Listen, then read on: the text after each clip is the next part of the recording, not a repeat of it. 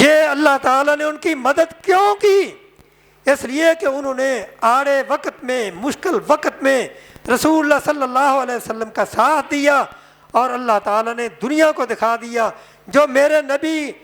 کا ساتھ دینے والا ہے، جو میرے نبی پہ ایمان لانے والا ہے، میں اسے کسی وقت بھی بے یار و مددگار نہیں چھوڑتا، حتیٰ کہ ان کی بات درندے بھی سنتے ہیں اور موذی جانور بھی سنتے ہیں۔ وہ درندے اور یعنی موذی جانور ان کا اعلان سن کے وہ جنگل خالی کر گئے اور انہوں نے وہاں چھاؤنی بنائی اور وہ علاقے فتح ہوئے۔ یہ تاریخ ہے،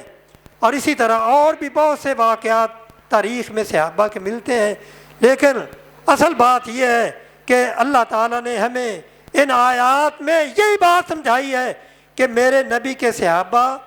وہ قابل احترام ہیں، ان کا ادب ملحوظ خاطر رکھو، اور جو ان کا ادب نہیں کرتا وہ اس کی لیے پھر اللہ کی طرف سے یہ اعلان ہے۔ رسول اللہ صلی اللہ علیہ وسلم نے فرمایا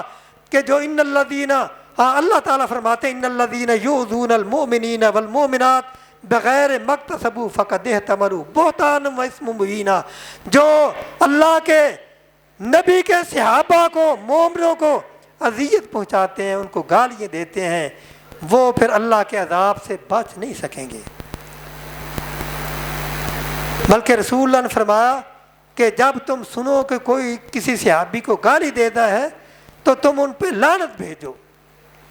اور اللہ تعالیٰ کے رسول صلی اللہ علیہ وسلم نے فرمایا کہ میرے صحابہ کو اذیت دینے والے وہ مجھے اذیت دینے والے ہیں، اور جو مجھے اذیت دیتا ہے وہ اللہ کو اذیت دیتا ہے، جو اللہ کو اذیت دیتا ہے اللہ تعالیٰ پھر قیامت کے دن اسے چھوڑیں گے نہیں۔ اللہ تعالیٰ سے دعا ہے اللہ تعالیٰ ہمیں صحابہ کا احترام کرنے کی توفیق عطا فرمائے، اور ان لوگوں کو بھی ہم یہ دعوت دیتے ہیں کہ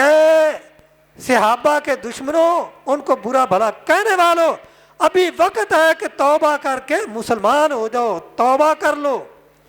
مگر نہ پھر قیامت کے دن جو تمہارا حشر ہوگا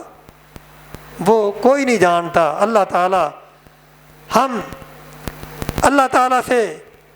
ان کے حق میں بھی دعا کرتے ہیں، اللہ تعالیٰ ان کو سمجھ عطا فرمائے کہ وہ اہل بیت کی آڑ میں صحابہ کو برا بھلا کہتے ہیں، صحابہ کو برا بھلا کہنے والا اس کا ایمان محفوظ نہیں ہے۔ اللہ تعالیٰ ہمیں صحابہ کا احترام کرنے کی توفیق عطا فرمائے اور ان کے نقش قدم پہ چلنے کی توفیق عطا فرمائے۔ وآخر دعوانا